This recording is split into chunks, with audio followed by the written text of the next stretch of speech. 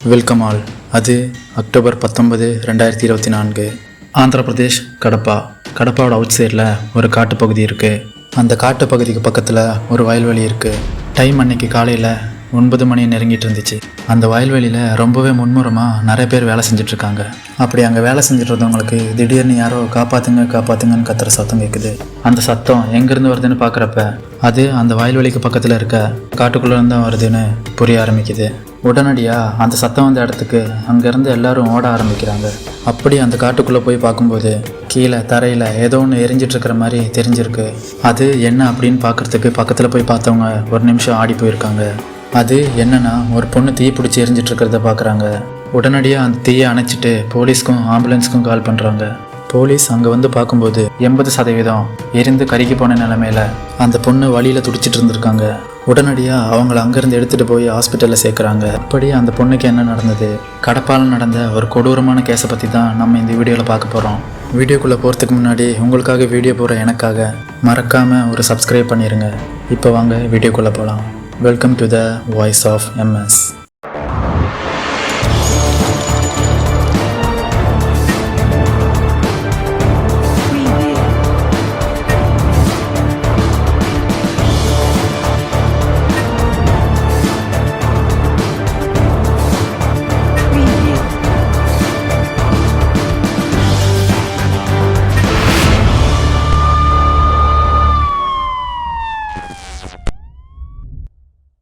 இப்போ போலீஸ் அந்த பொண்ணை ஹாஸ்பிட்டலில் அட்மிட் பண்ணதுக்கப்புறமா க்ரைம் சீனை செக்யூர் பண்ண ஆரம்பிக்கிறாங்க.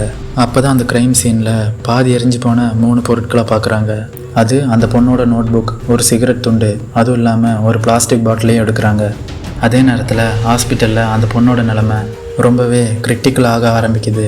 உடம்புல 80% எரிஞ்சு போனதுனால உயிர் பிழைக்கிறது கஷ்டம்னு டாக்டர் சொல்கிறாங்க.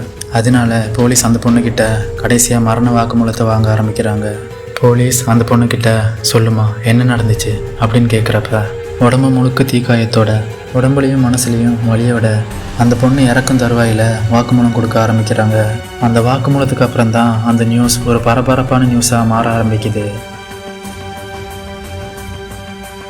கேஸோட தீவிரத்தை புரிஞ்சுக்கிட்ட ஆந்திர சிஎம் அந்த பொண்ணோட அப்பா அம்மாவுக்கு கால் பண்ணி, உங்கள் பொண்ணுக்கு பெஸ்ட்டான ட்ரீட்மெண்ட் கொடுத்து காப்பாற்றிடுவோம், நீங்கள் கவலைப்படாமல் இருங்க அப்படின்னு தைரியம் சொன்ன அவர், அது மட்டும் இல்லாமல் சீக்கிரமாகவே இது பண்ணவங்களுக்கு காரணமானவங்கள கண்டுபிடிக்க சொல்லி இந்த கேஸை விசாரிச்சுட்டு இருந்த ஆஃபீஸர்ஸ் கிட்ட உத்தரவு போடுறாரு.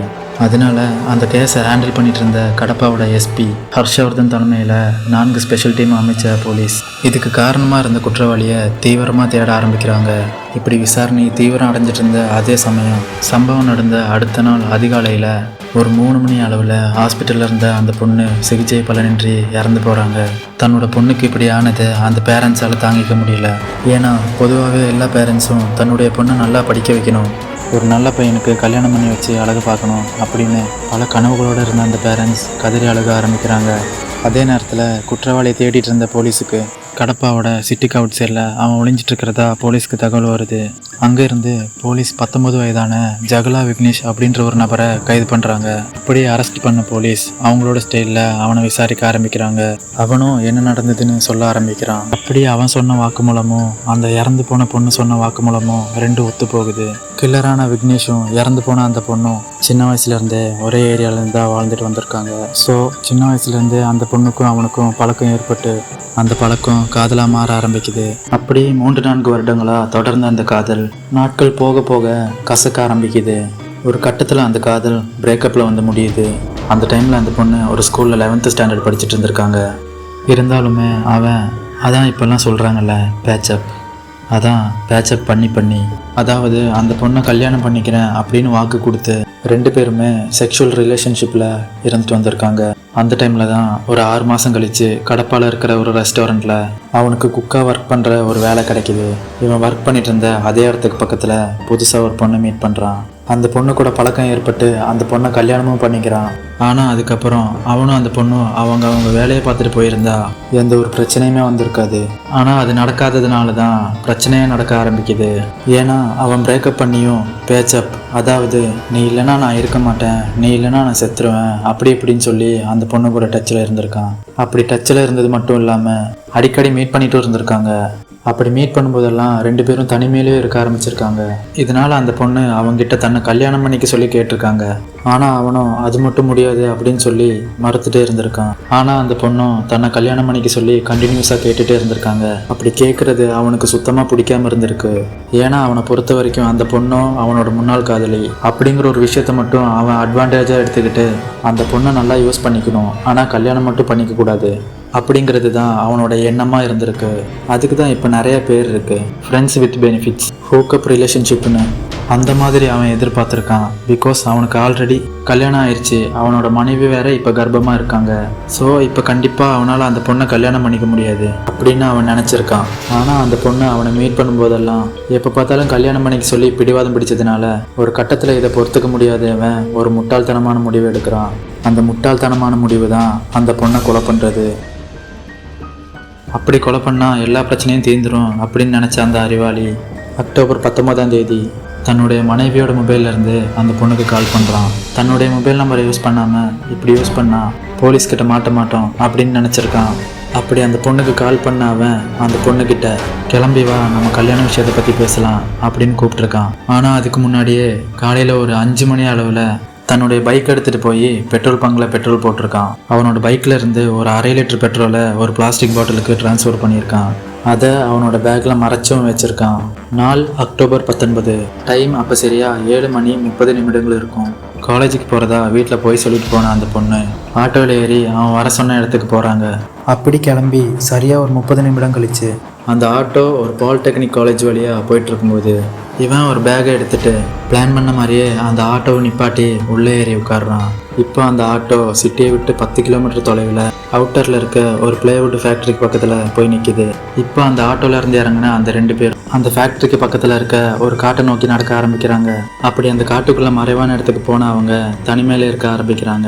அதுக்கப்புறமா அந்த பொண்ணு ஓகே என்னை எப்போ கல்யாணம் பண்ணிக்க போகிறீங்க அப்படின்னு கேட்குறாங்க. அதுக்கு அவனும் அவனோட பாக்கெட்லேருந்து ஒரு சிகரெட் எடுத்து லைட்டரை பற்ற வைக்கிறான். சிகரெட்டை குடிச்சிக்கிட்டு இந்த சமயத்துக்காக தான் நான் காத்துட்டு இருந்தேன் அப்படிங்கிற மாதிரி அந்த பொண்ணை பார்த்த அவன் கொண்டு வந்த அந்த பேக்கில் இருந்து அவன் எடுத்து வச்சிருந்த அந்த பெட்ரோலை சடனாக அந்த பொண்ணு மேலே ஊற்ற ஆரம்பிக்கிறான். இப்போ அந்த பொண்ணு என்ன நடக்குதுன்னு யோசிக்கிறதுக்கு முன்னாடியே பெட்ரோலை ஊற்றின அடுத்த நொடியே அந்த பொண்ணு போட்டிருந்த சுடிதார் மேலே நெருப்பு பற்ற வைக்கிறான். அது பெட்ரோல் அப்படின்றதுனால உடனடியாக ரொம்ப வேகமாக எரிய ஆரம்பிக்குது. அப்படி எரிய ஆரம்பித்ததுமே அங்கேருந்து தப்பிச்சு ஓடி போயிருக்கான். அந்த பொண்ணோட ட்ரெஸ் ஃபுல்லாக நெருப்பு பரவ ஆரம்பிச்சு உடல் முழுக்க கொழுந்து விட்டு எரிய ஆரம்பிச்சிருக்கு. அப்படி எரிஞ்சிட்டே அந்த பொண்ணு காப்பாற்றுங்க காப்பாற்றுங்கன்னு அலறி துடிக்க ஆரம்பிக்கிறாங்க. அந்த ஒரு டைமில் தான் நம்ம இன்ட்ரோவில் சொன்ன விஷயம்லாம் நடக்க ஆரம்பிக்குது. அந்த பையனுடைய மனநிலை அப்போ எப்படி இருந்திருக்குன்னு பாருங்க. அந்த பொண்ணு தன்னை கல்யாணம் பண்ணிக்க சொன்ன ஒரே காரணத்துக்காக இப்படி பிளான் போட்டு கொலை பண்ணியிருக்கான். இதில் யாரை தப்புன்னு சொல்கிறது? சில அப்பாவி பேரண்ட்ஸ் மாதிரி தன்னுடைய பொண்ணு எந்த தப்பும் பண்ண மாட்டா அப்படின்னு அவங்க மேலே நம்பிக்கை வச்ச அவங்களோட பேரண்ட்ஸோட தப்பா? இல்லை பிரேக்கப் ஆகியும் விக்னேஷ்க்கு திருமணம் ஆச்சுன்னு தெரிஞ்சுமே அவங்க கூட மறுபடியும் கான்டாக்டில் இருந்து ஃபிசிக்கல் ரிலேஷன்ஷிப்பில் இருந்த அந்த பொண்ணுடைய தப்பா? இல்லை அப்படின்னா அந்த பொண்ணை யூஸ் பண்ணிக்கிட்ட அவனோட தப்பா? இதுக்கும் அந்த பொண்ணு நேத்தோ இன்னைக்கோ அவனுக்கு அறிமுகமாகலை. சின்ன வயசுலேருந்து அந்த பொண்ணை அவனுக்கு தெரியும். அதுவும் இல்லாமல் ஒரு 4 வருஷமாக அந்த பொண்ணை லவ்வும் பண்ணியிருக்கான். அப்படி இருந்துமே அந்த பொண்ணை இப்படி கொடூரமாக கொலை பண்ணுறதுக்கு எப்படி மனசு வந்துச்சுன்னு தெரியல. ஆல்சோ ஒரு விஷயம் தன்னுடைய கையை மீறி போகிறப்போ இந்த மாதிரியான முடிவு எடுத்தா பிரச்சனையிலேருந்து வெளியே வந்துடலாம், கொலை பண்ணிட்டு போலீஸ்கிட்ட மாட்டாமல் சந்தோஷமாக வாழ்ந்துடலான்னு எப்படி நினைக்கிறாங்கன்னு தெரியல. ஆல்சோ விக்னேஷை நம்பி கல்யாணம் பண்ணி கர்ப்பமான அந்த பொண்ணை நினச்சாலும் பரிதாபமாக இருக்குது. ஆந்திரா சிஎம் விக்னேஷுக்கு எவ்வளோ சீக்கிரம் மரண தண்டனையை கொடுக்க முடியுமோ அவ்வளோ சீக்கிரம் ஏற்பாடு பண்ணுங்கன்னு இந்த கேஸை விசாரிச்சுட்டு இருந்த ஆஃபீஸர்ஸ் கிட்ட சொல்லியிருக்காரு. ஆல்சோ அந்த பொண்ணோட ஃபேமிலிக்கு 10 லட்சம் ரூபாய் இழப்பீடாக வழங்கப்பட்டு இருக்கு. இந்த கேஸில் யார் மேலே தப்பு அப்படின்னு நினைக்கிறீங்களோ மறக்காமல் கமெண்ட்டில் சொல்லுங்கள். உங்களோட பெஸ்ட்டான கமெண்ட்டை நான் அடுத்த வீடியோவில் ஆட் பண்ணுறேன். பாய்.